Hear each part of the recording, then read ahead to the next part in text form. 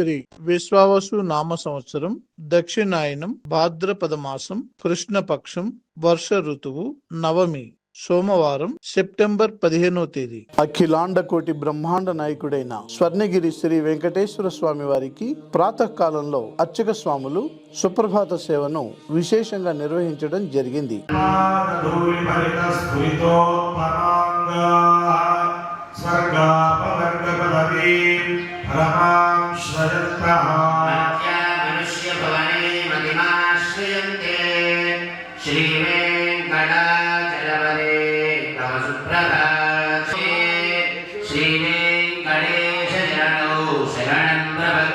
సుప్రభాత సేవ అనంతరం శ్రీ మహాలక్ష్మి అమ్మవారు 33 కోట్ల దేవతలు కొలువు తీరినట్టి గోపృష్ఠ దర్శనాన్ని చేయించడం జరిగింది. ఈ రోజు 5:45 శ్రీ వెంకటేశ్వర స్వామి వారికి నిత్యారాధన నిమిత్తం అర్చక స్వాములు వేద మంత్రోచ్చారణలతో సువర్ణ బిందె తీర్థమును బంగారు బావి నుండి తీసుకువచ్చారు.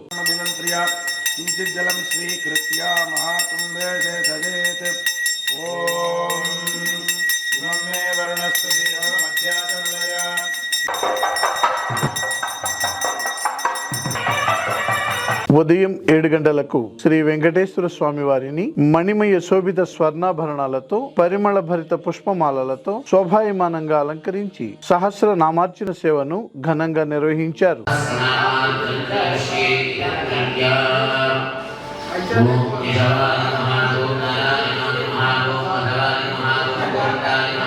ఈ రోజు ఉదయం స్వర్ణగిరి క్షేత్రంలో లోక కళ్యాణం కోసం అర్చక స్వాములు శ్రీ సుదర్శన నారసింహ హవనంను నిర్వహించారు.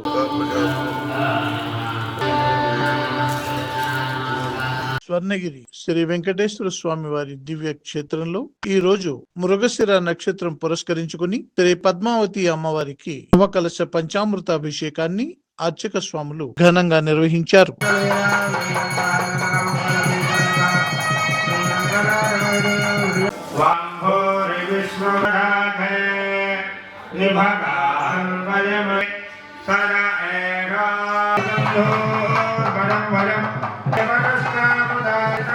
ఉదయం 10:30 జగదేక చక్రవర్తి అయిన శ్రీ పద్మావతి గోదాదేవి సమేత శ్రీ వెంకటేశ్వర స్వామి వారికి పట్టు పీతాంబరాలు ధరింపజేసి నవరత్న ఖచ్చిత స్వర్ణాభరణాలతో పరిమళ భరిత పుష్పమాలలతో అలంకరించి శ్రీ స్వామివారికి నిత్య కళ్యాణ మహోత్సవాన్ని అర్చక స్వాములు అంగరంగ వైభవంగా నిర్వహించారు. భక్తులు శ్రీవారి కళ్యాణ మహోత్సవాన్ని కన్నుల పండుగగా తిలకించారు.